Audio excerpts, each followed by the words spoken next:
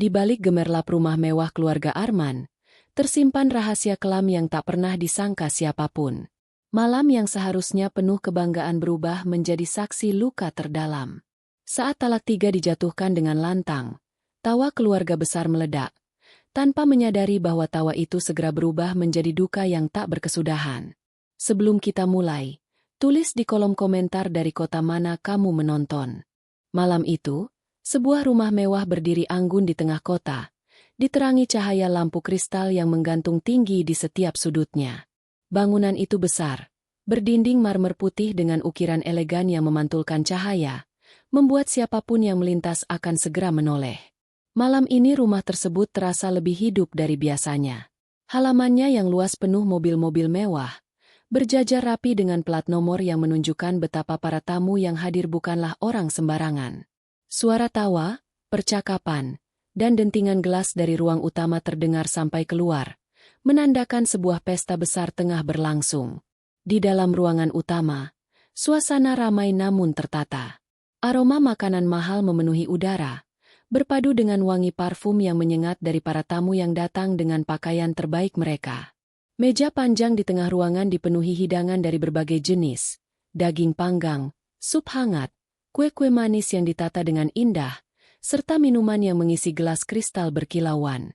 Para tamu duduk dan berdiri dalam kelompok-kelompok kecil, saling berbincang dengan wajah berseri. Malam itu mereka berkumpul untuk merayakan ulang tahun Pak Surya, ayah dari Arman, yang dikenal sebagai pengusaha sukses dengan bisnis yang merambah ke banyak bidang. Arman, pria berusia 30-an dengan wajah tampan dan sikap percaya diri, malam itu tampil rapi dengan setelan jas abu-abu. Dari luar, ia tampak sempurna, seorang suami yang mapan, anak kebanggaan keluarga, dan menantu idaman bagi sebagian orang.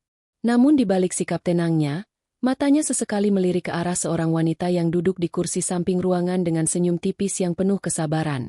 Wanita itu adalah Salsabila, istrinya. Salsabila datang dengan penampilan sederhana. Ia mengenakan gaun panjang berwarna lembut yang menutupi tubuhnya dengan anggun. Wajahnya ayu, dihiasi riasan tipis, namun sorot matanya lebih memancarkan ketulusan daripada kemewahan. Meski duduk di ruangan yang penuh dengan orang-orang berpakaian mewah dan berbicara dengan gaya penuh kebanggaan, ia tetap tenang dan tidak merasa perlu menonjolkan diri. Salsabila hanyalah istri yang berusaha menghormati keluarga besar suaminya. Meski dalam hatinya ia tahu bahwa kehadirannya seringkali dianggap asing di antara mereka. Keluarga besar Arman malam itu hampir lengkap. Ada kerabat jauh, sepupu, paman, bibi, dan tentu saja ibu mertuanya, Bu Ratna, yang sejak awal tampak kurang menyukai Salsabila. Duduk di kursi utama dekat sang suami, Bu Ratna tampak anggun dengan kebaya mahal berwarna merah marun, kalung emas besar melingkar di lehernya, dan gelang berkilau menghiasi kedua pergelangannya. Dari cara ia berbicara dan tertawa, jelas terlihat bahwa ia ingin menunjukkan wibawa dan kekayaan keluarganya kepada para tamu. Ruangan itu penuh dengan kegembiraan. Musik lembut dari piano yang dimainkan oleh salah seorang pengiring menambah suasana meriah. Lampu-lampu gantung yang berkilau memantulkan cahaya ke wajah-wajah para tamu, membuat pesta terasa semakin hangat. Semua orang tampak larut dalam kebahagiaan, berbincang tentang bisnis, kesuksesan, dan rencana masa depan. Namun di tengah keriuhan itu, Salsabila hanya duduk diam, memperhatikan suasana dengan mata yang tajam tapi tetap ramah. Meski jarang ada yang menyapanya secara langsung, Salsabila tetap menjaga sikap. Sesekali ia tersenyum ketika seseorang melirik ke arahnya, meski ia tahu senyum itu tak pernah dibalas dengan tulus. Di balik sikapnya yang tenang, ada rasa sepi yang menyelinap, rasa bahwa ia adalah orang luar dalam keluarga ini. Malam itu, semua orang sibuk dengan kebanggaan mereka masing-masing, dan ia hanya menjadi pelengkap di sisi Arman. Pak Surya, yang menjadi pusat perhatian malam itu, duduk dengan wajah bahagia. Usianya sudah menginjak 60, namun masih terlihat gagah dengan jas hitam dan rambut yang hanya sedikit memutih. Semua orang mengucapkan selamat ulang tahun padanya, memberikan doa dan hadiah, sementara ia tersenyum puas melihat keluarganya berkumpul. Namun, di balik semua itu, ada ketegangan yang samar, ketegangan yang hanya bisa dirasakan oleh mereka yang peka. Arman sesekali tampak gelisah. Ia tersenyum dan berbincang dengan tamu. Namun tangannya yang meremas gelas menunjukkan sesuatu sedang ia tahan dalam dirinya. Matanya yang beberapa kali menoleh ke arah Salsabila menandakan ada sesuatu yang akan ia lakukan malam itu. Namun, tak seorang pun yang benar-benar menyadarinya, termasuk Salsabila sendiri. Malam semakin larut. Namun pesta masih berjalan hangat. Beberapa tamu mulai bernyanyi, yang lain menari ringan di tengah ruangan, sementara anak-anak kecil berlari-larian dengan riang. Semua terlihat indah, seakan tidak ada yang bisa merusak kebahagiaan itu. Namun justru di balik keindahan itulah, badai besar sedang menunggu. Salsabila duduk dengan tenang, tanpa curiga sedikitpun bahwa hidupnya akan berubah hanya dalam hitungan menit. Kursi-kursi mewah berlapis kain beludru, karpet merah yang membentang di lantai, dan dinding tinggi berhias lukisan mahal membuat ruangan itu terasa megah. Tetapi bagi Salsabila, semua kemegahan itu tak lebih dari hiasan yang dingin. Ia merasakan jarak yang begitu besar antara dirinya dan orang-orang di sekelilingnya. Senyum mereka, meski tampak ramah, mengandung penilaian dan bisikan yang membuatnya semakin merasa sendiri. Malam itu, Salsabila hanya ingin melewati pesta dengan tenang, menjaga sikap, dan pulang dengan damai bersama Arman. Ia tidak tahu, di rumah megah itu, di tengah keluarga besar yang sibuk merayakan ulang tahun, akan ada keputusan besar yang mengguncang seluruh hidupnya. Suasana hangat, senyum-senyum bahagia, dan percakapan penuh tawa hanyalah awal dari sebuah peristiwa yang kelak dikenang bukan sebagai malam kebahagiaan, melainkan malam kehancuran. Di tengah suasana pesta yang meriah itu, ada satu sosok yang selalu menarik perhatian, bukan karena keramahan atau kelembutan, melainkan karena aura dominasi yang ia pancarkan. Bu Ratna, ibu mertua Salsabila, duduk di kursi utama dengan posisi yang membuat semua orang memandangnya. Tubuhnya tegap meski usianya sudah melewati 50, wajahnya tegas, dan sorot matanya tajam.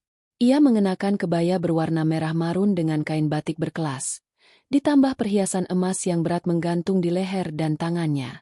Semua itu membuatnya terlihat seperti ratu dalam kerajaannya sendiri. Sejak awal pernikahan Arman dengan Salsabila, Bu Ratna memang tak pernah benar-benar menerima kehadiran menantunya itu. Ia menganggap Salsabila terlalu sederhana, tidak setara dengan keluarga mereka yang sudah lama dikenal sebagai keluarga terpandang. Dalam pandangan Bu Ratna, pernikahan adalah kesempatan untuk menguatkan hubungan antar keluarga kaya atau menambah deretan kebanggaan sosial. Salsabila, dengan latar belakangnya yang dianggap biasa saja, sama sekali tidak memenuhi standar yang ia harapkan. Di antara para tamu malam itu, senyum Bu Ratna selalu terlihat lebar. Namun ketika matanya menoleh ke arah Salsabila, senyuman itu seolah memudar menjadi garis dingin. Ia tidak perlu mengucapkan kata-kata untuk menunjukkan rasa tidak sukanya. Tatapannya saja sudah cukup membuat Salsabila merasa seperti orang asing yang sedang menumpang di rumah suaminya sendiri. Beberapa kali, Bu Ratna menyisipkan komentar yang terdengar seperti pujian namun sejatinya sindiran. Saat seorang tamu memuji kecantikan Salsabila, Bu Ratna hanya tersenyum miring sambil berkata, "Ah, memang dia cantik. Tapi masih banyak yang lebih pantas untuk Arman kalau bicara soal keluarga."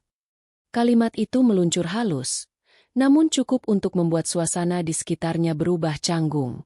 Para tamu tertawa kecil, sebagian berpura-pura tidak mendengar, sementara Salsabila hanya menunduk dengan senyum tipis. Kebiasaan Bu Ratna untuk merendahkan menantunya tidak hanya muncul saat pesta itu saja. Sejak awal, ia sering menempatkan Salsabila di posisi sulit. Ia mengatur apa yang boleh dan tidak boleh dilakukan Salsabila, mengkritik cara berpakaian, bahkan menyinggung tentang latar belakang keluarganya. Semua itu ia lakukan bukan secara terang-terangan, melainkan melalui sindiran-sindiran halus yang terasa lebih menusuk daripada cacian kasar. Malam itu, sindiran-sindiran seperti itu kembali muncul. Saat membicarakan makanan yang disajikan, Bu Ratna berkata dengan nada yang seolah tak disengaja, "Syukurlah kali ini cateringnya bagus, tidak seperti masakan rumah biasa yang sederhana. Tamu kita harus makan enak, bukan makanan seadanya." Kalimat itu jelas diarahkan pada Salsabila, yang seringkali memasak sendiri untuk suaminya dengan penuh kasih sayang. Bagi Salsabila, kata-kata itu terasa pahit, meski ia berusaha keras tidak menunjukkannya di wajah. Di sekitar Bu Ratna, beberapa anggota keluarga ikut tertawa, bukan karena mereka benar-benar setuju, tetapi karena takut melawan wibawa wanita itu. Ada pula yang hanya diam, tak ingin ikut campur, namun keheningan mereka seolah menjadi pembenaran atas sikap Bu Ratna. Dalam suasana seperti itu, Salsabila semakin merasa kecil. Ia tidak punya siapapun yang bisa membelanya.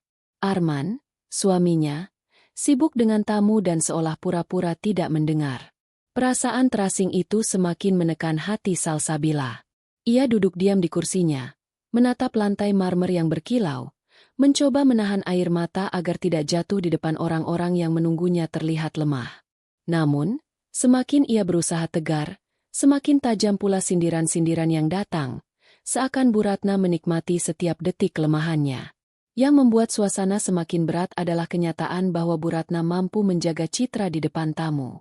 Ia terlihat ramah, pandai berbicara, dan penuh wibawa, sehingga banyak orang tetap menghormatinya. Hanya Salsabila yang benar-benar merasakan sisi lain dari wanita itu, sisi yang dingin, keras, dan penuh penolakan. Hal ini membuat penderitaan Salsabila terasa seperti sesuatu yang hanya ia sendiri yang tahu, tanpa ada yang bisa memahami. Waktu berjalan, pesta semakin meriah, tetapi bagi Salsabila, semuanya terasa seperti beban. Setiap kali ia mendengar tawa Bu Ratna, hatinya semakin perih.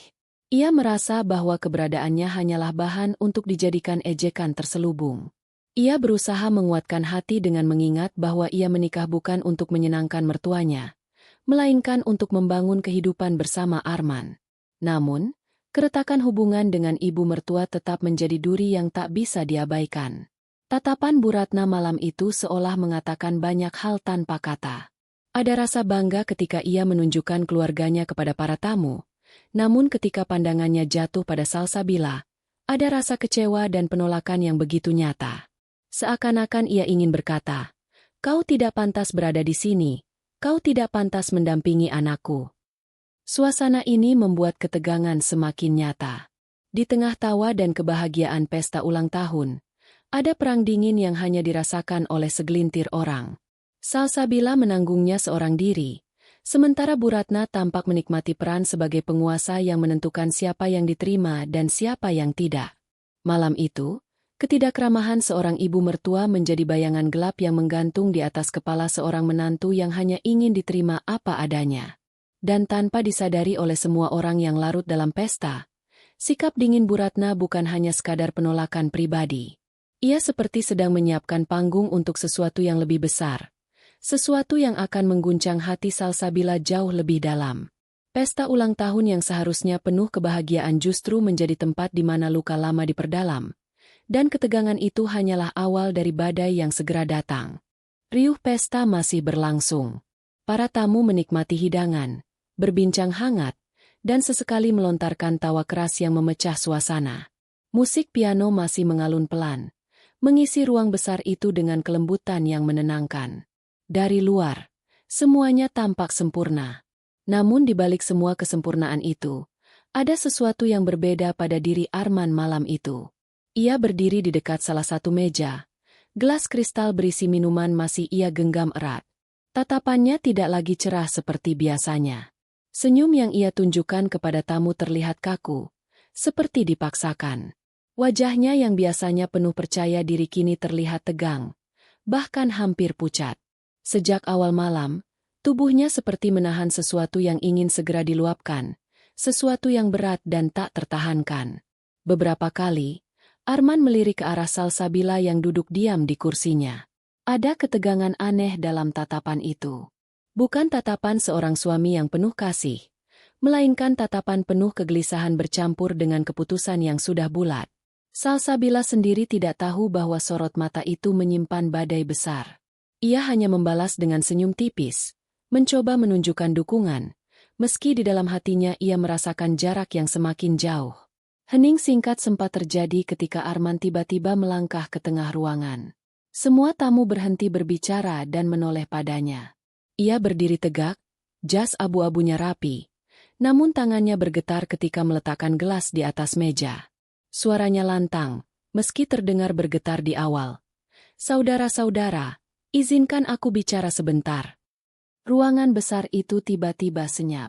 Hanya suara musik piano yang berhenti mendadak, digantikan oleh desiran napas orang-orang yang menunggu. Semua mata tertuju pada Arman, anak kebanggaan keluarga, yang malam itu terlihat berbeda dari biasanya. Bahkan Pak Surya, ayahnya, menoleh dengan heran, mencoba menebak apa yang ingin diucapkan putranya. Di antara semua yang hadir, hanya satu orang yang tersenyum lebar saat melihat Arman berdiri, Bu Ratna. Dari kursinya, ia menatap dengan sorot mata penuh arti, seolah sudah tahu apa yang akan terjadi. Ada kepuasan tersembunyi dalam senyumnya, seperti seseorang yang menunggu hasil dari rencana panjangnya. Dengan suara yang mulai stabil, Arman melanjutkan, "Di hadapan kalian semua, keluarga besar dan kerabatku, aku ingin menyampaikan sesuatu yang penting." Suasana semakin hening. Beberapa tamu saling berbisik kecil, bertanya-tanya apa yang sedang terjadi.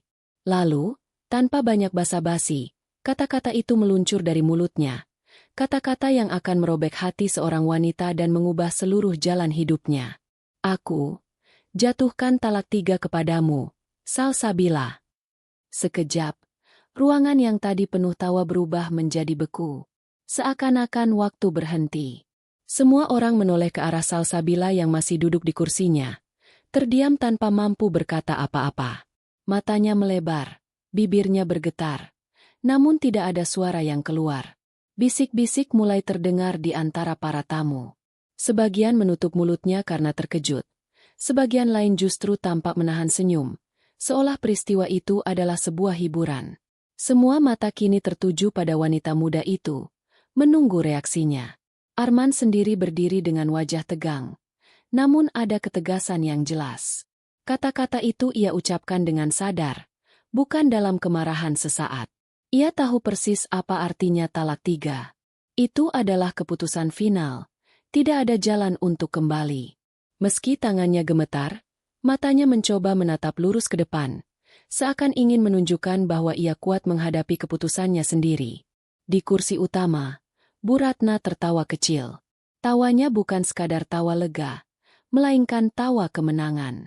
Baginya, ini adalah saat yang telah lama ia nantikan, saat di mana menantu yang tidak pernah ia terima akhirnya terbuang dari keluarga besarnya.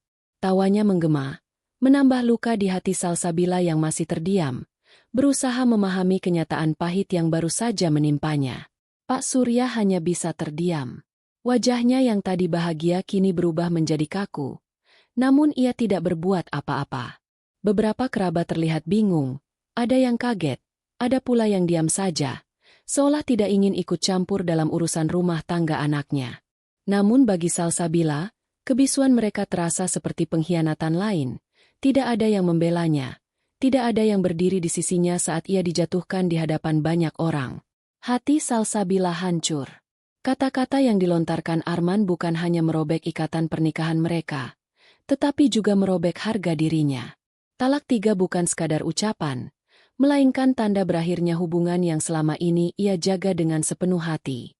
Ia merasa seluruh tubuhnya melemah, seakan bumi yang kokoh di bawahnya tiba-tiba runtuh dan membuatnya jatuh ke dalam jurang gelap. Namun, meski hatinya remuk, wajahnya tetap berusaha tegar. Ia tidak ingin terlihat lemah di depan orang-orang yang menantikan kehancurannya. Air matanya menahan diri untuk tidak jatuh, meski matanya sudah basah. Tangannya mengepal di pangkuan, mencoba menguatkan diri di tengah badai yang tiba-tiba menerpa. Malam yang semula penuh tawa berubah menjadi malam yang penuh bisikan dan tatapan tajam. Kata-kata Arman masih menggantung di udara, berat dan menyakitkan. Semua orang sadar, apa yang baru saja terjadi bukanlah hal sepele. Itu adalah keputusan besar, keputusan yang tidak bisa ditarik kembali. Dan di tengah ruangan megah itu, seorang wanita duduk sendirian, dihancurkan oleh orang yang seharusnya menjadi pelindung dan pendamping hidupnya. Setelah kata-kata talak 3 keluar dari mulut Arman, suasana pesta yang sebelumnya penuh cahaya dan tawa mendadak berubah menjadi dingin dan menyesakan. Udara seolah menebal, membuat setiap orang di ruangan itu sulit bernapas. Dentingan gelas yang tadi beradur yang kini terdiam. Musik piano yang biasanya mengalun lembut sudah lama berhenti, menyisakan keheningan yang mencekam. Semua orang memandang ke arah Salsabila, seakan menunggu sesuatu yang akan terjadi. Namun sebelum siapapun sempat membuka mulut, sebuah suara tawa pecah, nyaring, dan menusuk telinga. Tawa itu datang dari kursi utama, dari seorang wanita yang selama ini memang menanti momen seperti ini. Bu Ratna, dengan wajah penuh kepuasan, menertawakan menantunya sendiri yang baru saja dijatuhkan di depan banyak orang. Tawanya bukan tawa bahagia seorang ibu, melainkan tawa kemenangan seorang musuh yang berhasil mengalahkan lawannya. Ha, ha, ha. Suaranya bergema, membuat banyak tamu menoleh dengan raut wajah kaget. Tidak ada rasa iba di matanya, hanya kepuasan. Ia menutup mulutnya sebentar dengan sapu tangan sutra berwarna emas, lalu menepuk-nepuk lututnya, seakan ia baru saja mendengar lelucon paling lucu di dunia. Akhirnya juga kau sadar, Arman, katanya lirih tapi cukup terdengar oleh orang-orang di sekitarnya. Tawa itu seperti belati yang menembus hati Salsabila. Ia masih duduk diam di kursinya, matanya basah, namun tubuhnya tak bergeming. Rasanya sakit bukan hanya karena talak yang dijatuhkan, tetapi juga karena penghinaan yang datang tepat di depan keluarga besar. Ia merasa telanjang, tak punya perisai, dikelilingi tatapan yang sebagian sinis, sebagian kasihan, namun tak ada satupun yang benar-benar berpihak padanya. Para tamu terpecah dalam reaksinya.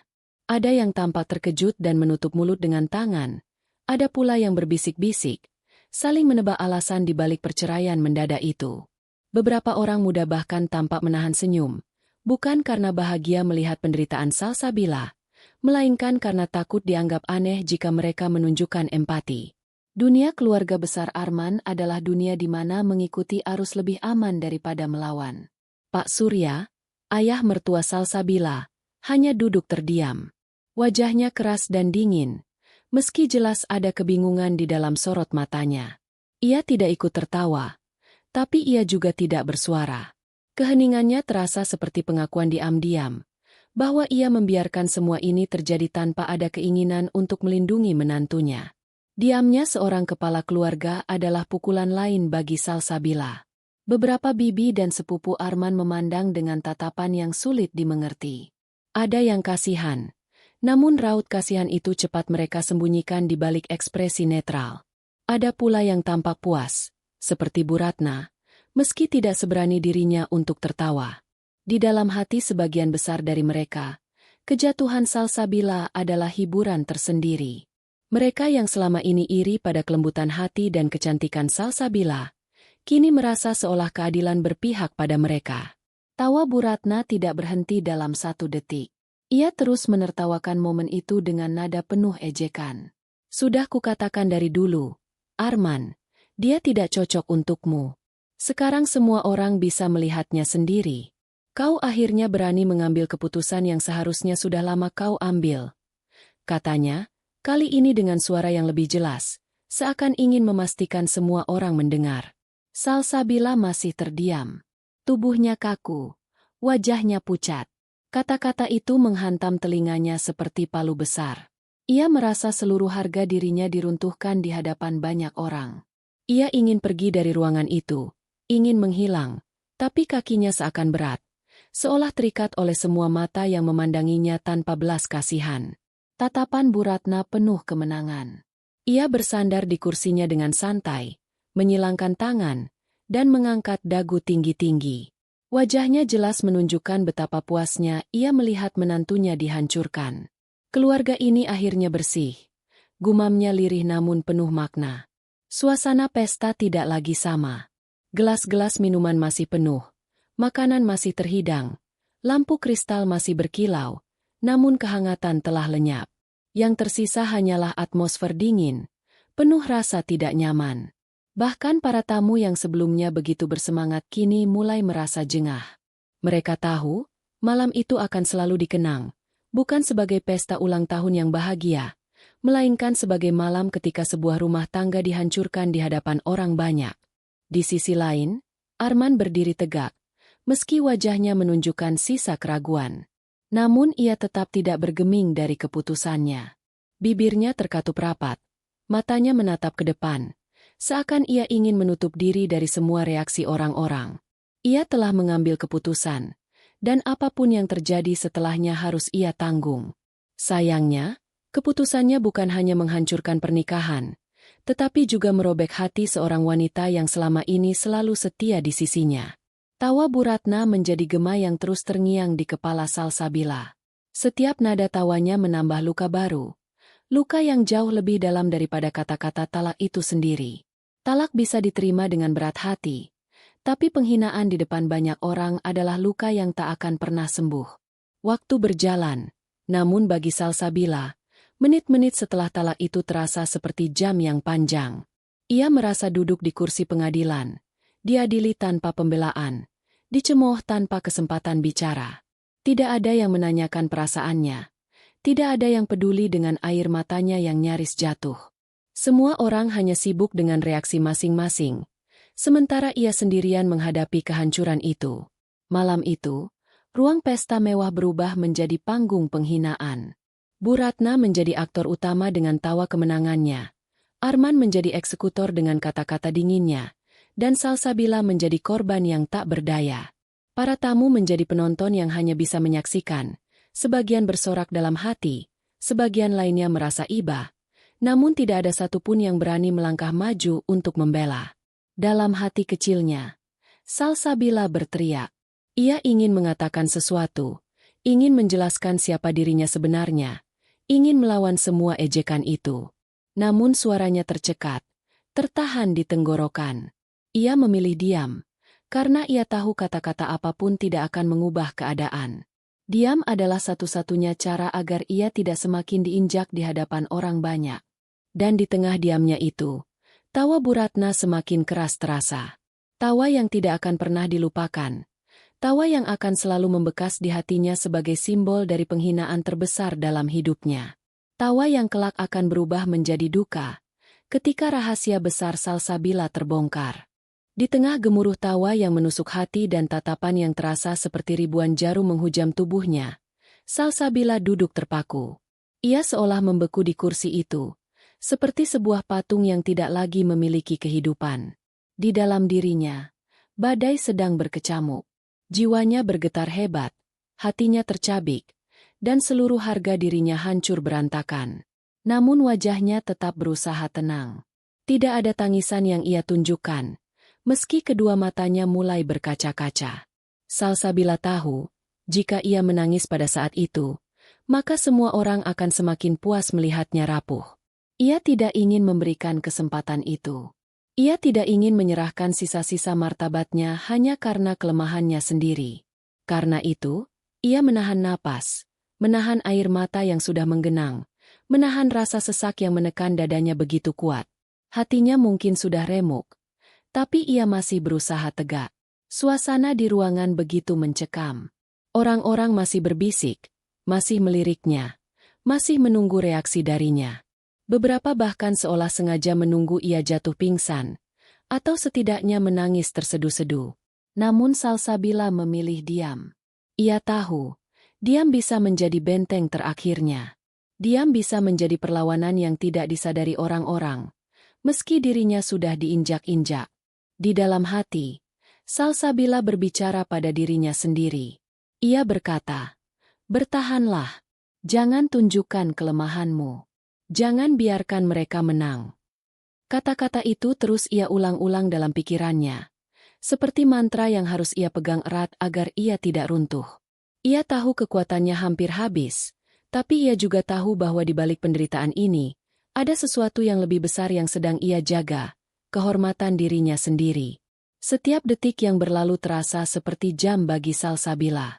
Ia bisa mendengar jantungnya berdetak kencang, seolah hendak pecah. Tangannya yang halus menggenggam erat sisi gaunnya, berusaha mengalirkan kegelisahan itu ke dalam kain. Ia tidak berani mengangkat wajah terlalu tinggi, takut jika air mata yang tertahan akan jatuh. Namun ia juga tidak ingin menunduk terlalu dalam, karena itu akan terlihat seperti kekalahan. Ia menjaga posisi tubuhnya dengan hati-hati, agar tetap terlihat tegar meski di dalam dirinya semuanya sudah runtuh. Ingatan-ingatan tentang kehidupannya bersama Arman mulai berkelebat. Ia teringat hari pertama pernikahan mereka, ketika senyum kebahagiaan menghiasi wajahnya. Ia teringat janji manis Arman untuk selalu melindungi dan mendampinginya. Semua itu kini terasa seperti mimpi buruk yang menyakitkan. Bagaimana bisa seseorang yang dulu begitu ia percayai, kini tega menjatuhkan talak 3 di hadapan orang banyak? Luka itu begitu dalam, namun Salsabila memilih menyimpannya dalam diam. Ia juga teringat masa-masa ketika ia berusaha sekuat tenaga menjadi menantu yang baik di hadapan Bu Ratna. Segala hinaan, segala kritik, dan segala sikap dingin selalu ia telan tanpa perlawanan. Ia berharap, dengan ketulusan hatinya, suatu hari ia bisa meluluhkan hati mertuanya. Namun malam itu, semua usahanya seolah sia-sia. Justru Bu Ratna yang paling gembira melihat rumah tangganya hancur. Salsabila merasa seperti seorang asing di rumah yang seharusnya menjadi pelindungnya. Walau begitu, ada sesuatu dalam diri Salsabila yang menolak untuk runtuh sepenuhnya. Ada api kecil yang masih menyala, meski tertiup angin penghinaan dari segala arah. Api itu adalah harga diri. Ia sadar, jika ia roboh saat ini juga, maka semua orang akan mengingatnya sebagai wanita lemah yang kalah. Tapi jika ia tetap tegak, tetap diam, tetap menahan diri, maka ia bisa menjaga sedikit kehormatannya. Dan itu cukup baginya untuk malam itu. Keheningan yang ia ciptakan justru membuat beberapa orang gelisah. Mereka yang berharap melihatnya menangis merasa kecewa. Bahkan Bu Ratna, yang masih duduk dengan wajah penuh kemenangan, sesekali melirik ke arahnya dengan alis terangkat. Seakan-akan ia bertanya-tanya, mengapa Salsabila tidak bereaksi sebagaimana yang ia harapkan? Mengapa ia tidak menjerit atau tersungkur? Dalam hati kecilnya, Salsabila tersenyum pahit. Ia tahu, keheningannya adalah satu-satunya perlawanan. Ia tidak perlu bicara, tidak perlu menjelaskan, tidak perlu melawan dengan kata-kata. Diamnya adalah senjata, meski terlihat seperti kelemahan. Diamnya adalah tamparan, meski tak bersuara. Dan justru itulah yang membuat beberapa orang mulai resah. Meski begitu, rasa sakitnya tidak berkurang sedikit pun. Malam itu, ia merasa kehilangan segalanya. Ia kehilangan suaminya, kehilangan tempatnya di keluarga besar itu, kehilangan rasa aman, kehilangan harga diri.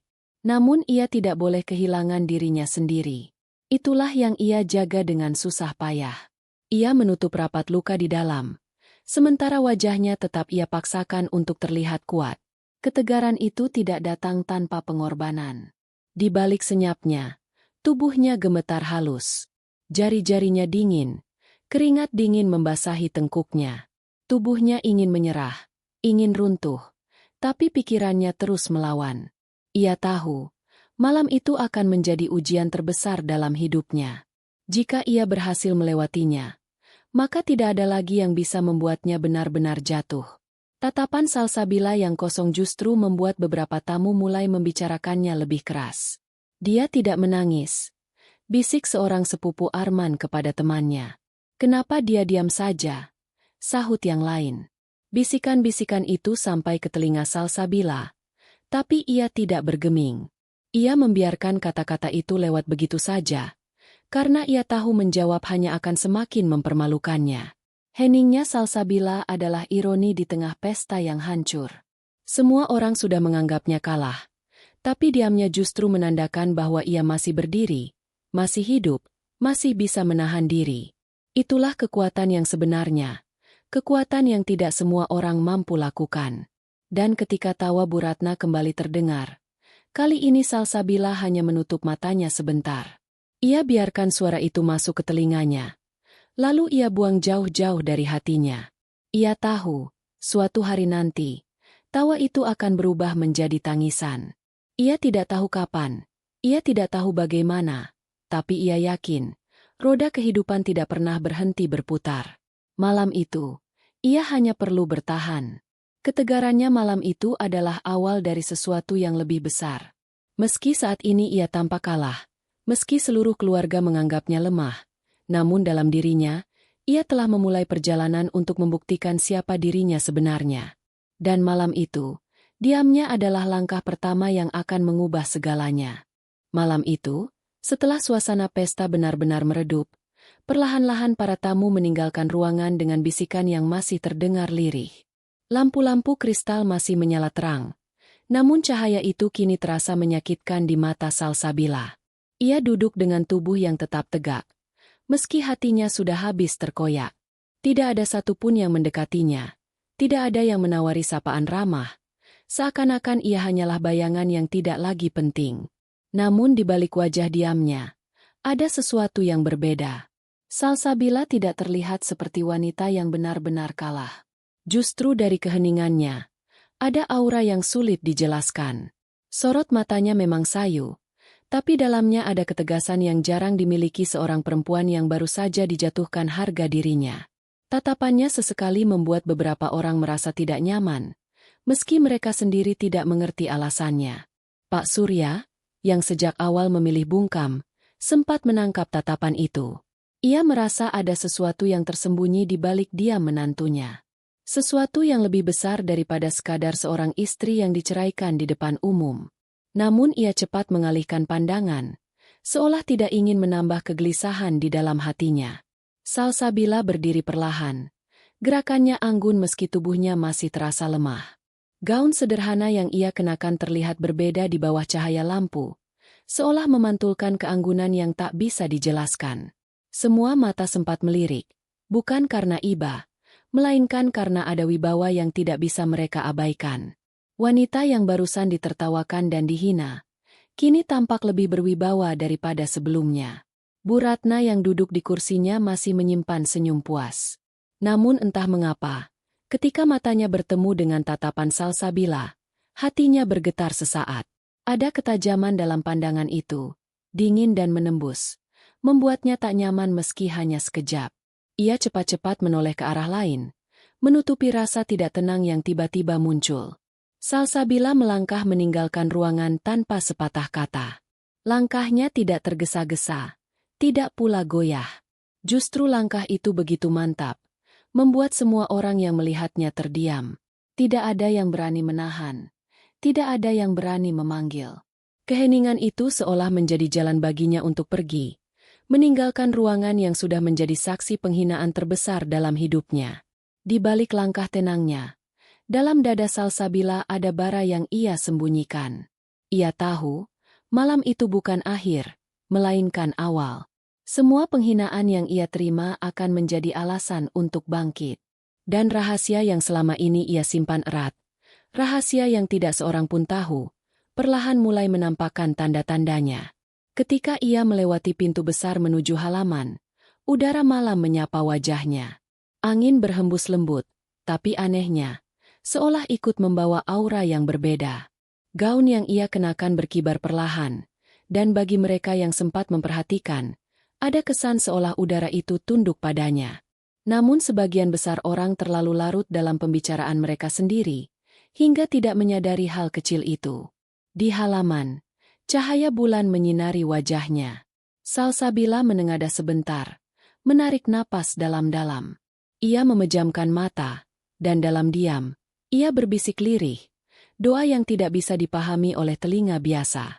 Kata-kata itu begitu tenang, namun memiliki getaran kuat, seperti sebuah mantra lama. Tak ada yang mendengar jelas, tapi daun-daun di sekitar halaman bergoyang lebih cepat dari angin. Seorang pelayan tua yang kebetulan lewat berhenti sejenak, memandangi Salsabila dengan tatapan aneh. Ia merasakan sesuatu yang berbeda, sesuatu yang membuatnya bergidik. Namun begitu Salsabila membuka mata kembali, semuanya terlihat normal. Wanita itu hanya tampak letih. Tidak lebih. Sang pelayan segera menunduk, lalu berlalu tanpa berkata apa-apa. Rahasia yang disimpan Salsabila bukanlah sesuatu yang sepele. Ia bukan wanita biasa yang mudah dipermainkan. Di balik kelembutannya, ada garis keturunan yang tidak pernah diketahui keluarga Arman. Darah yang mengalir dalam dirinya adalah darah dari keluarga terpandang, bahkan berpengaruh, yang selama ini sengaja ia sembunyikan demi hidup sederhana bersama suaminya. Ia memilih diam, karena ia tidak ingin dicintai karena status. Namun malam itu, untuk pertama kalinya, ia merasakan bahwa mungkin rahasia itu perlu keluar. Perlahan-lahan, Hal-hal kecil mulai menunjukkan siapa dirinya sebenarnya. Cara ia menahan diri di depan penghinaan, cara ia melangkah penuh wibawa, bahkan cara ia diam adalah tanda bahwa ia memiliki sesuatu yang tidak bisa dipandang remeh. Orang-orang mungkin belum menyadari, tapi ada keganjilan yang mulai mengusik hati mereka. Salsabila berjalan menuju mobil sederhana yang ia bawa sendiri, tanpa pengawal, tanpa kemewahan. Namun ketika pintu mobil dibuka, pantulan cahaya dari cincin yang ia kenakan sempat menarik perhatian seorang tamu muda. Cincin itu bukan cincin biasa, ukiran halus dengan lambang kuno yang hanya dimiliki keluarga bangsawan tertentu. Pemuda itu sempat tertegun, namun cepat mengalihkan pandangannya. Ia tidak ingin terlibat, meski hatinya penuh tanda tanya. Dalam perjalanan pulang, Salsabila bersandar di kursi mobil. Matanya menatap kosong keluar jendela, namun pikirannya bekerja keras. Malam itu, ia sadar, waktunya untuk terus menyembunyikan identitas mungkin sudah habis. Ia sudah dipermalukan, dijatuhkan, ditertawakan. Tidak ada lagi alasan untuk tetap menjadi wanita sederhana yang bisa diinjak sesuka hati. Dunia harus tahu siapa dirinya sebenarnya, cepat atau lambat. Namun untuk saat itu, ia tetap diam. Ia menunggu waktu yang tepat. Rahasia sebesar itu tidak boleh keluar dalam keadaan emosi. Ia tahu, ada strategi yang harus ia siapkan. Tapi tanda-tanda kecil sudah muncul, dan beberapa orang yang cukup jeli pasti akan mulai bertanya-tanya.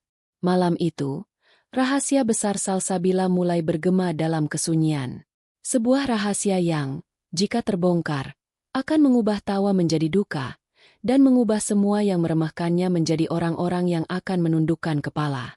Setelah Salsabila melangkah meninggalkan rumah besar itu, suasana pesta yang tadinya riuh kini benar-benar berubah menjadi canggung. Sisa-sisa tawa Bu Ratna mulai meredup, tapi gema kejadian barusan masih menggantung di udara. Tidak ada lagi yang berani melanjutkan obrolan ringan. Tidak ada musik, tidak ada gelas yang beradu. Hanya suara-suara bisikan yang semakin lama semakin terdengar jelas. Beberapa tamu yang tadinya terlihat puas mulai merasa tidak nyaman. Mereka ingat bagaimana Salsabila meninggalkan ruangan dengan langkah yang terlalu mantap untuk seorang wanita yang baru saja dihancurkan. Tatapannya yang dingin masih melekat di benak mereka. Ada sesuatu dalam sorot matanya, sesuatu yang membuat bulu kuduk berdiri. Seolah-olah wanita itu bukan korban yang kalah, melainkan seseorang yang menyimpan kekuatan besar yang sedang ditahan. Seorang sepupu Arman yang bernama Dina, yang duduk tidak jauh dari Bu Ratna saat kejadian itu, masih memikirkan sesuatu yang aneh. Ia merasa tatapan Salsabila sempat menghantam hatinya, membuat ia sulit bernapas sesaat. Dina menggeleng pelan, mencoba menepis pikiran itu, tapi rasa tidak nyaman tidak mau pergi. Dalam hati ia berkata, "Kenapa aku merasa seperti tadi sedang berhadapan dengan seseorang yang jauh lebih tinggi kedudukannya daripada kita semua?" Di sudut lain, seorang paman tua bernama Hendra berbisik kepada istrinya. "Kau lihat cincin di jarinya tadi?" tanyanya lirih. Sang istri mengangguk perlahan. "Aku pernah melihat lambang itu di sebuah buku lama." "Itu bukan cincin biasa." Ratna pasti tidak tahu. Suaranya tercekat, tidak berani melanjutkan. Mereka berdua saling pandang, kemudian memilih diam, takut jika pembicaraan mereka terdengar oleh orang lain. Sementara itu, Bu Ratna yang tadi begitu puas dengan tawanya, mulai merasa ada sesuatu yang ganjil. Ia masih berusaha menenangkan dirinya dengan segelas minuman, namun entah mengapa, bayangan tatapan Salsabila tadi terus menghantui pikirannya. Tatapan itu terlalu tajam, terlalu menusuk, seolah menertawakan dirinya tanpa suara. Untuk sesaat, Bu Ratna merasa dirinya yang sedang dipermalukan. Namun ia cepat menepis rasa itu. Ia berkata dalam hati, "Tidak, aku sudah menang malam ini. Tidak ada yang bisa mengubahnya." Meski begitu, hatinya tetap tidak bisa benar-benar tenang. Arman, yang sejak tadi berdiri kaku, juga tidak bisa menutupi kegelisahannya. Ia tahu Salsabila terluka, tapi ia tidak bisa menghilangkan rasa bersalah yang tiba-tiba menekan dadanya. Ada sesuatu dalam cara istrinya, atau mantan istrinya, pergi yang membuatnya merasa kecil. Ia baru saja menjatuhkan talak, Namun mengapa justru ia yang merasa kehilangan kendali? Dalam hatinya muncul pertanyaan yang tidak bisa ia jawab. Siapa sebenarnya Salsabila? Bisikan-bisikan di antara tamu semakin jelas. Ada yang berkata, dia tidak menangis, seakan dia yang mengendalikan keadaan. Ada pula yang menambahkan, tatapannya membuatku takut, seolah kita yang salah, bukan dia. Semakin lama, semakin banyak orang yang membicarakan hal itu. Malam yang seharusnya penuh kemenangan bagi keluarga Arman berubah menjadi malam penuh kegelisahan. Pak Surya, yang dari awal memilih diam, akhirnya berdiri. Wajahnya keras, namun matanya menyimpan kebingungan yang dalam. Ia menyapu pandangan ke seluruh ruangan, lalu berkata pendek, "Acara selesai. Silakan pulang." Suaranya tegas, tapi terdengar kaku, seolah ia ingin segera menutup semua percakapan yang bisa memperburuk suasana. Tamu-tamu pun mulai beranjak, namun bisikan dan rasa penasaran tidak bisa mereka sembunyikan. Ketika tamu-tamu berjalan keluar, sebagian masih menoleh ke belakang, seakan berharap menemukan jawaban atas keganjilan yang baru saja mereka saksikan. Beberapa bahkan berencana mencari tahu lebih jauh tentang cincin yang dikenakan Salsabila, atau tentang latar belakang keluarganya yang selama ini tidak pernah dibicarakan. Malam itu, rasa penasaran telah tumbuh, menyebar bagaikan api kecil yang siap membesar kapan saja. Di rumah besar itu, setelah sebagian besar tamu pulang, Bu Ratna duduk termenung. Senyumnya sudah hilang, digantikan kerutan di dahi yang semakin dalam. Ia tidak bisa berhenti memikirkan sorot mata Salsabila. Kenapa aku merasa seperti dia sedang menyembunyikan sesuatu? Sesuatu yang berbahaya. Gumamnya lirih. Namun ketika Arman bertanya apa maksud ucapannya, Bu Ratna hanya menggeleng cepat. Ia tidak ingin menunjukkan kelemahannya di depan anaknya sendiri. Arman sendiri semakin gelisah. Ia berjalan mondar-mandir di kamarnya, mengingat setiap detail kejadian malam itu.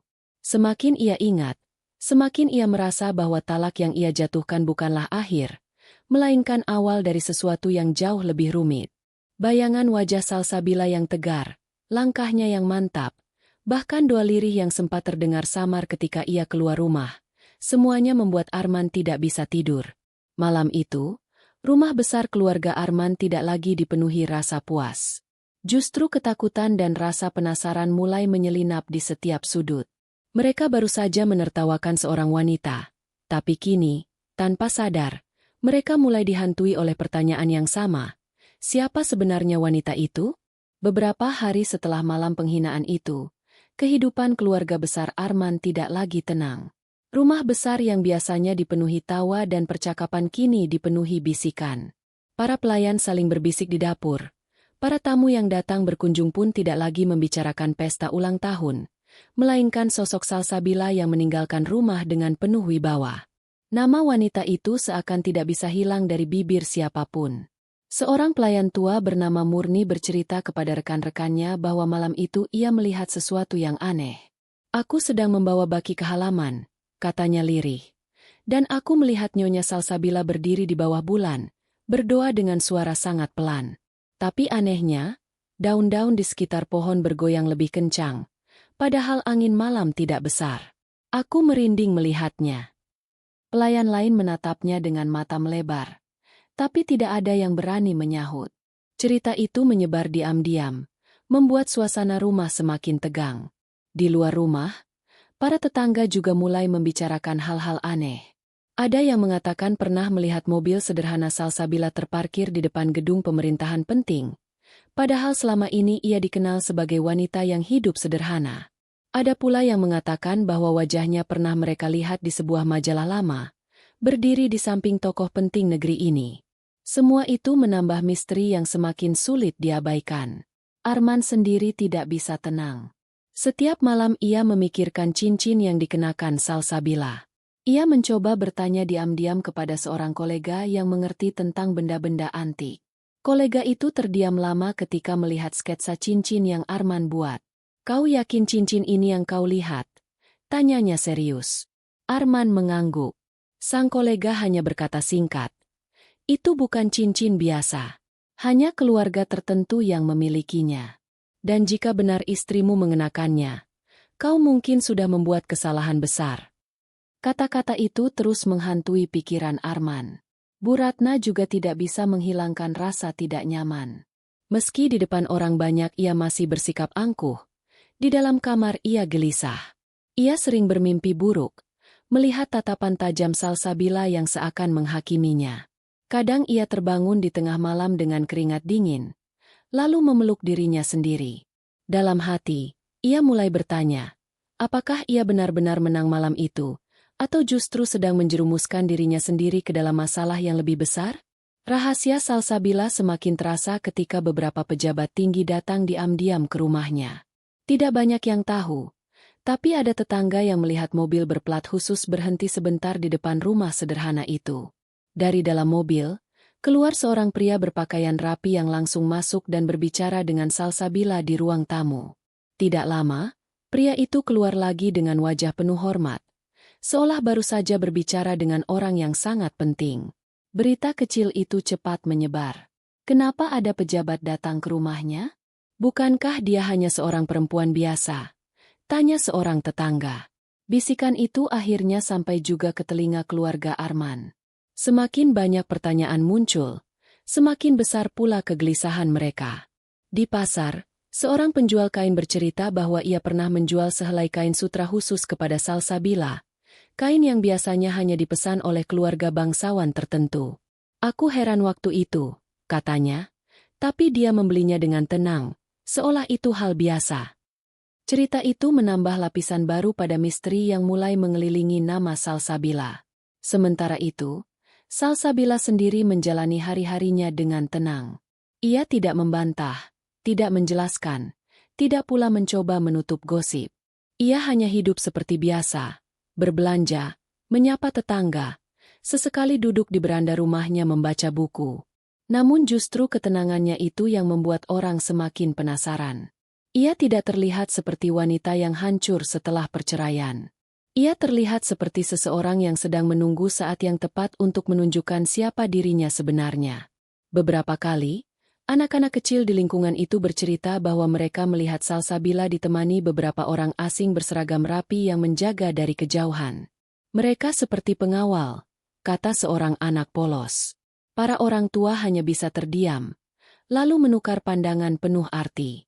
Tidak ada yang berani menanyakan langsung kepada Salsabila, tapi semua tahu ada sesuatu yang sedang ia sembunyikan. Di dalam keluarga besar Arman, ketegangan semakin memuncak. Dina, sepupu Arman, mulai mencari informasi lebih jauh. Ia membuka-buka buku sejarah lama, mencari tahu tentang lambang cincin yang ia lihat di jari Salsabila. Dan akhirnya, ia menemukannya. Lambang itu adalah simbol keluarga terpandang yang memiliki pengaruh besar di negeri ini, keluarga yang namanya tidak pernah disebut sembarangan. Dina terdiam lama, merasakan tubuhnya gemetar. Ia sadar, Salsabila bukanlah wanita biasa. Namun Dina tidak berani mengatakannya kepada Bu Ratna. Ia tahu, jika rahasia itu benar, maka menantunya yang selama ini dihina justru bisa menjatuhkan seluruh keluarga mereka. Dina memilih diam, tapi ketakutannya membuat ia menjaga jarak dari keluarga besar itu. Pak Surya, yang selama ini lebih banyak diam, mulai bersikap berbeda. Ia terlihat beberapa kali termenung, bahkan sesekali terlihat gusar. Ia tahu lebih banyak daripada yang ia tunjukkan. Ada sesuatu dalam tatapannya ketika nama Salsabila disebut, seolah ia menyimpan pengetahuan yang tidak boleh keluar. Namun semakin lama ia menahan, semakin besar pula rasa curiga orang-orang di sekitarnya. Rahasia itu kini sudah bukan sekadar bisikan. Ia tumbuh menjadi bayangan besar yang menaungi keluarga Arman. Semua orang mulai bertanya-tanya, apakah mereka telah salah menilai? Apakah mereka telah menertawakan orang yang salah? Pertanyaan itu membuat mereka tidak bisa tidur nyenyak, seolah hidup mereka sedang menunggu badai besar yang akan segera datang. Dan Salsabila? Ia tetap diam. Tapi diamnya kini bukan sekadar benteng, melainkan tanda bahwa waktunya hampir tiba. Rahasia yang ia simpan akan segera terungkap, dan ketika itu terjadi, semua tawa yang pernah menghina akan berubah menjadi duka mendalam. Hari-hari setelah gosip itu berkembang, ketenangan keluarga besar Arman benar-benar hancur. Rumah mewah yang dulu dipenuhi suara tawa kini berubah menjadi tempat penuh ketakutan. Setiap pintu tertutup rapat. Setiap percakapan hanya berlangsung berbisik, seakan ada mata-mata yang mengawasi.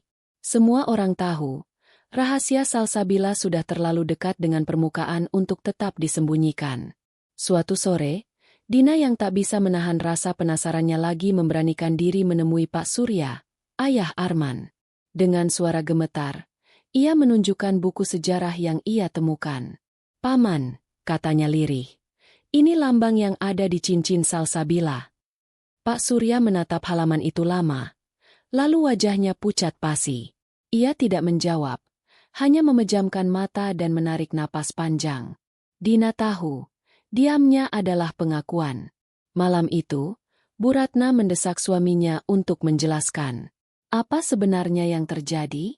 Siapa perempuan itu? Mengapa semua orang mulai membicarakan hal-hal aneh tentangnya? Suaranya meninggi, tapi sebenarnya terselip rasa takut. Pak Surya yang biasanya keras hanya menunduk. Dengan suara pelan, ia akhirnya berkata, "Salsabila, bukan wanita biasa. Dia cucu dari salah satu tokoh besar negeri ini. Keluarga yang namanya tidak bisa disentuh sembarangan. Jika berita ini benar-benar tersebar, kita semua dalam masalah besar." Bu Ratna terdiam, tubuhnya gemetar. Ia teringat semua kata-kata kasarnya, semua tawa penghinaan yang ia lontarkan di hadapan Salsabila. Kini, setiap kata itu terasa seperti jerat yang menunggu mengekang lehernya sendiri. Malam itu, ia tidak bisa tidur. Wajah Salsabila muncul terus dalam pikirannya, bukan lagi sebagai menantu yang rendah, tetapi sebagai sosok yang memiliki kuasa untuk membalikan keadaan kapan saja. Keesokan harinya, berita tentang Salsabila mulai mencuat ke publik secara tidak sengaja. Sebuah surat kabar lokal memuat foto lama sebuah acara kenegaraan. Di sana, tampak seorang gadis muda berdiri di barisan depan, tepat di samping tokoh penting negeri ini. Gadis itu tak lain adalah Salsabila. Meski foto itu kabur, bagi mereka yang mengenalnya, wajah itu tidak mungkin salah. Arman yang melihat foto itu di meja kerjanya langsung panik. Ia merobek halaman koran tersebut, menyembunyikannya agar tidak semakin banyak orang yang tahu. Namun sudah terlambat. Beberapa rekan bisnisnya sudah membicarakan hal itu. "Istrimu, maksudku, mantan istrimu, sepertinya punya hubungan dengan keluarga besar yang kita semua tahu namanya. Kau benar-benar berani menjatuhkan talak begitu saja?" Pertanyaan itu menghantam Arman seperti pukulan keras. Ketika berita itu sampai ke telinga Bu Ratna, ia langsung jatuh sakit. Tubuhnya lemah, wajahnya pucat. Ia hanya bisa berbaring di kamar, menyesali kebodohannya. Dina mencoba menenangkannya, tetapi penyesalan itu terlalu dalam. Aku yang paling banyak menertawakannya," isak Bu Ratna. "Jika benar dia berasal dari keluarga itu, habislah kita semua. Tidak ada ampun." Ketakutan mereka semakin nyata ketika dua mobil hitam berplat khusus berhenti di depan rumah Salsabila. Dari dalam mobil keluar beberapa pria berjas rapi. Wajah mereka serius dan penuh wibawa. Mereka masuk ke dalam rumah, lalu keluar lagi dengan wajah hormat, menyalami Salsabila seakan ia adalah orang yang harus mereka junjung. Pemandangan itu dilihat oleh banyak tetangga, lalu cepat menyebar ke seluruh penjuru kota kecil itu. Tidak ada lagi yang bisa menutupi kebenaran. Sosok Salsabila kini jelas. Ia bukan wanita biasa, melainkan keturunan keluarga terpandang yang memiliki pengaruh besar. Nama keluarganya memang jarang disebut, tetapi ketika disebut, selalu disertai dengan rasa hormat dan ketakutan. Di rumah keluarga besar Arman, suasana panik mencapai puncaknya. Beberapa kerabat mulai menjauh, takut terseret masalah. Ada yang menolak datang ke pertemuan keluarga, ada pula yang secara terang-terangan menyalahkan Arman. "Kau yang membuat semua ini terjadi," bentak salah satu paman. "Jika kau tidak gegabah, kita tidak akan berada di ambang kehancuran seperti sekarang." Arman sendiri hancur. Ia berjalan mondar-mandir di kamarnya, tidak bisa memejamkan mata. Setiap kali ia teringat wajah Salsabila saat ia menjatuhkan talak, Rasa bersalah itu menghantam lebih keras. Ia sadar, ia telah mengusir satu-satunya orang yang paling tulus, dan lebih dari itu, orang yang sebenarnya bisa mengangkat derajat keluarganya. Kini, ia hanya bisa menunggu badai datang. Suatu malam, Pak Surya memanggil semua anggota keluarga untuk berkumpul. Dengan wajah serius, ia berkata, "Kita tidak punya pilihan selain meminta maaf kepada Salsabila. Jika kita biarkan ini berlanjut, nama keluarga kita bisa hancur di mata banyak orang. Lebih dari itu, kita bisa dianggap musuh oleh keluarga besarnya." Kata-kata itu membuat semua orang terdiam. Namun Bu Ratna menolak dengan keras. "Aku tidak akan merendahkan diri di hadapan perempuan itu," teriaknya. Tapi suaranya terdengar lemah, penuh ketakutan. Pak Surya menatapnya tajam. "Kalau begitu, bersiaplah menanggung akibatnya." Beberapa hari kemudian, undangan resmi dari keluarga besar Salsabila datang. Surat itu ditulis dengan bahasa yang sopan namun tegas. Mereka diundang ke sebuah pertemuan tertutup, di tempat yang dijaga ketat. Saat membaca undangan itu, jantung Bu Ratna hampir berhenti berdetak. Tidak ada lagi yang bisa menyangkal. Rahasia itu sudah terbongkar sepenuhnya. Malam sebelum pertemuan itu, Arman duduk sendirian di beranda rumah. Ia menatap langit yang penuh bintang, tapi hatinya gelap. Air matanya jatuh tanpa bisa ia tahan. "Salsabila, apa yang sudah aku lakukan padamu?" bisiknya. Penyesalan itu menghantui setiap detik hidupnya, dan ia tahu, apapun yang akan terjadi besok, hidupnya tidak akan pernah sama lagi. Hari pertemuan itu akhirnya tiba. Langit tampak labu sejak pagi, seakan alam ikut merasakan kegelisahan yang melingkupi keluarga besar Arman. Udara terasa berat, dan setiap detik berjalan lambat, menyeret hati semua orang ke jurang ketakutan.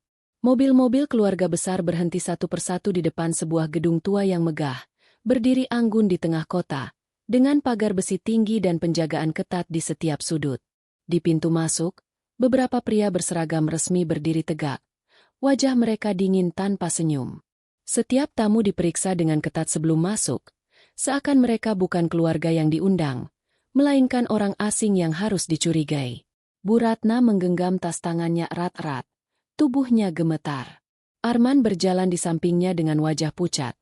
Matanya terus menunduk, tidak berani menatap siapapun.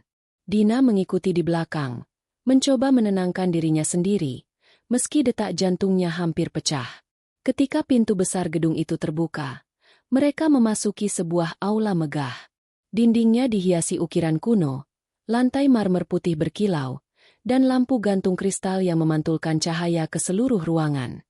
Di ujung aula, sebuah kursi panjang telah dipersiapkan. Di sana, duduklah Salsabila. Penampilannya jauh berbeda dari yang pernah mereka lihat. Ia mengenakan gaun sederhana namun anggun, dengan selendang tipis berwarna biru tua yang menutupi bahunya. Cincin yang pernah menjadi bahan bisikan kini terlihat jelas berkilau di jarinya, memantulkan cahaya lampu seperti simbol kekuasaan yang tidak bisa ditolak. Di sampingnya, duduk seorang pria tua dengan rambut memutih dan mata tajam. Dialah kakek Salsabila, tokoh besar negeri ini yang selama ini hanya mereka dengar namanya dalam berita. Kehadirannya saja sudah cukup untuk membuat semua orang menunduk. Tidak ada yang berani menatap langsung ke matanya. Suasana aula begitu hening, sampai suara langkah kecil terdengar jelas ketika keluarga Arman maju ke depan. Mereka duduk di kursi yang telah disediakan, tetapi punggung mereka kaku.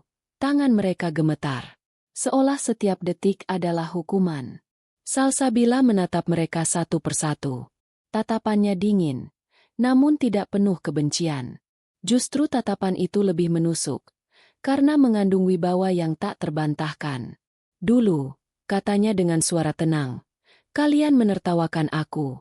Di depan banyak orang, kalian merendahkanku, menuduhku tak pantas. Kalian menganggap aku hina. Tapi hari ini, aku tidak perlu membalas dengan kata-kata. Kebenaran sudah cukup bicara." Bu Ratna menunduk, tubuhnya gemetar hebat. Air mata jatuh tanpa bisa ia tahan. Semua wajah yang dulu penuh kesombongan kini basah oleh penyesalan. Tidak ada lagi tawa. Tidak ada lagi ejekan. Yang tersisa hanyalah ketakutan dan duka, menyadari bahwa mereka telah mempermalukan orang yang sebenarnya berada jauh di atas mereka. Pak Surya mencoba berbicara. Suaranya bergetar. Kami tidak tahu, Nak. Kami tidak tahu siapa engkau sebenarnya. Kami mohon maaf. Kami memohon ampun. Kata-kata itu meluncur terbata-bata, seperti anak kecil yang ketahuan melakukan kesalahan besar.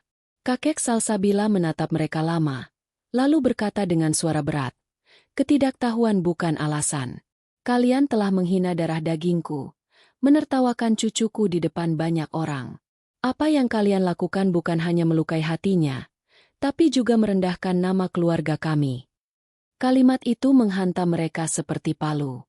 Bu Ratna hampir pingsan mendengarnya, sementara Arman terisak, menutupi wajahnya dengan kedua tangan.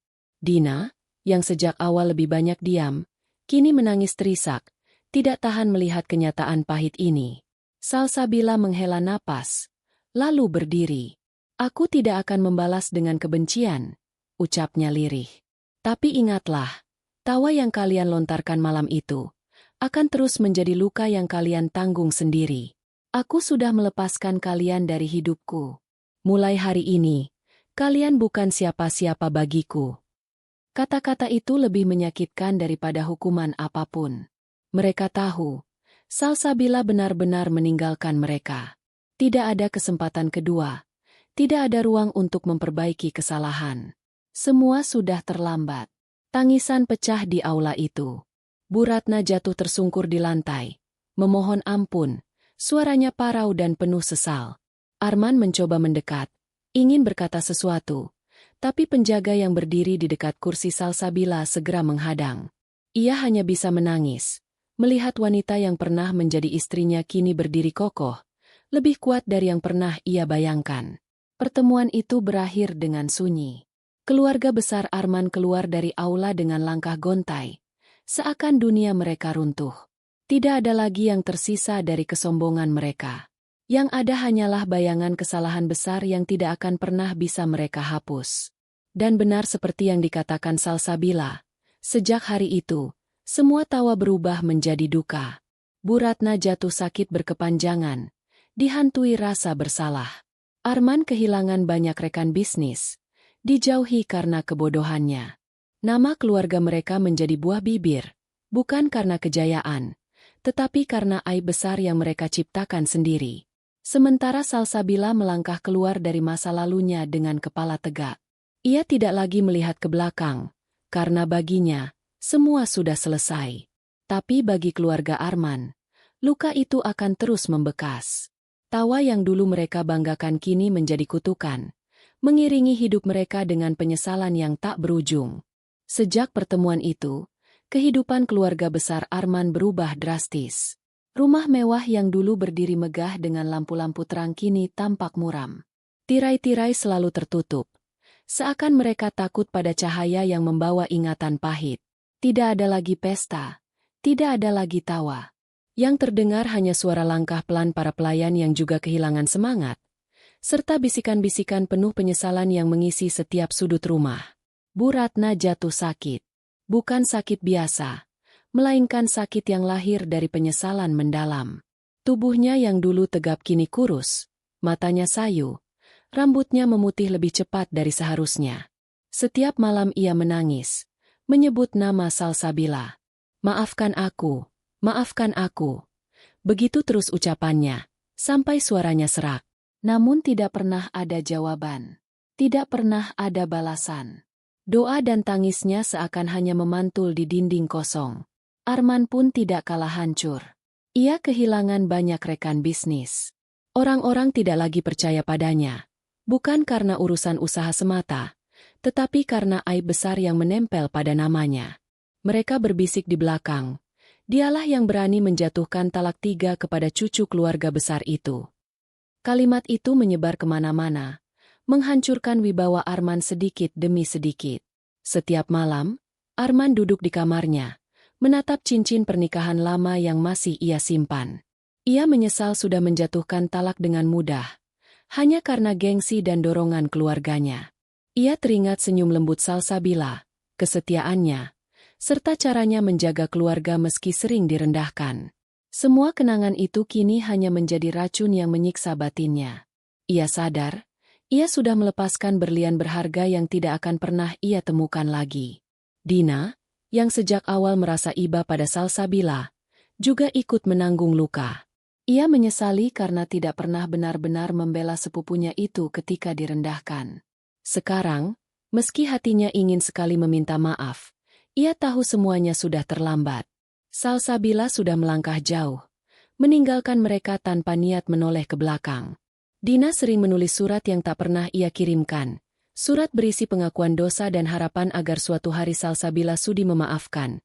Meski ia sadar surat itu mungkin hanya akan terkubur bersama waktunya sendiri. Pak Surya, yang selama ini menjadi kepala keluarga, kini kehilangan wibawa. Ia tidak bisa lagi memimpin keluarga dengan suara lantang. Setiap kali namanya disebut, orang-orang teringat pada insiden memalukan itu. Ia berusaha tetap tegak. Tetapi dalam diam ia pun hancur. Ia tahu, semua ini adalah akibat dari kesombongan mereka sendiri, dan ia tidak bisa menyalahkan siapapun selain dirinya. Sementara itu, Salsabila menjalani hidup barunya dengan tenang. Ia tinggal bersama keluarganya, dikelilingi kasih sayang dan penghormatan. Namun di balik ketegaran wajahnya, ada luka yang tak bisa hilang begitu saja. Ia masih ingat jelas malam ketika dirinya ditertawakan. Bagaimana setiap kata ejekan menusuk hatinya. Ia memilih untuk tidak menyimpan dendam, tetapi kenangan pahit itu tetap meninggalkan bekas. Kadangkala, saat ia duduk di beranda rumah barunya, ia teringat Arman. Ia teringat bagaimana dulu ia begitu mencintai pria itu, bagaimana ia berusaha setia meski sering direndahkan. Namun setiap kali bayangan itu datang, ia segera menghela napas panjang. Itu semua sudah selesai, katanya dalam hati. Ia tahu, kembali ke masa lalu hanya akan membuka luka. Yang bisa ia lakukan hanyalah melangkah maju, meninggalkan semua yang telah hancur. Waktu terus berjalan, dan kabar tentang keluarga Arman makin tenggelam. Tidak ada lagi yang peduli pada mereka, kecuali sebagai cerita penuh pelajaran tentang kesombongan yang berakhir duka. Rumah besar mereka seakan menjadi rumah hantu, tempat yang dihuni oleh penyesalan tanpa akhir. Bu Ratna meninggal beberapa bulan kemudian. Ia pergi dengan air mata, masih membawa rasa bersalah yang tidak pernah terhapus. Arman menangis keras di samping jenazah ibunya, menyadari bahwa ibunya pergi tanpa sempat mendengar kata maaf dari Salsabila. Dina hanya bisa memeluk tubuh ibunya yang lemah, merasakan duka yang tak terlukiskan. Kepergian Bu Ratna membuat keluarga semakin rapuh. Arman semakin terpuruk, tenggelam dalam rasa bersalah yang membunuh semangat hidupnya. Bisnisnya runtuh, rumah tangganya berantakan, dan ia hidup dalam bayang-bayang masa lalu yang tidak pernah bisa ia lupakan.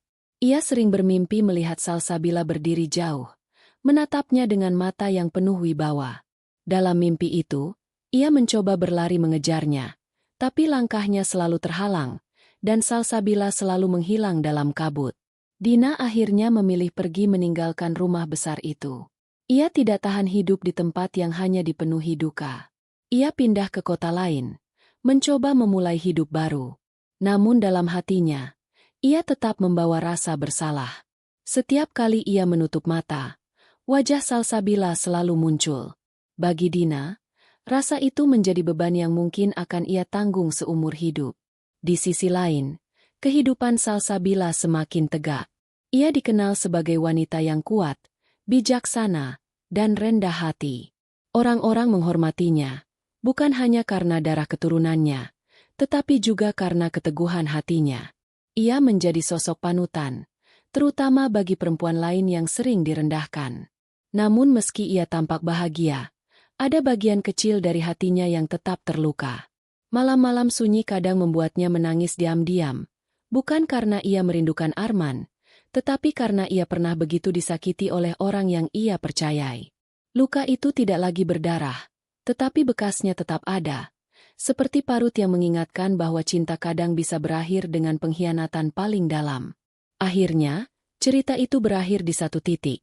Salsabila melangkah maju, meninggalkan masa lalu yang kelam, Sementara keluarga Arman tenggelam dalam penyesalan yang tak pernah selesai. Semua tawa yang dulu mereka banggakan kini benar-benar berubah menjadi duka yang membekas selamanya. Dan begitulah kisah ini berakhir. Tidak dengan bahagia, tetapi dengan kenyataan pahit yang menjadi pelajaran. Jangan pernah merendahkan orang lain, karena kita tidak pernah tahu siapa mereka sebenarnya.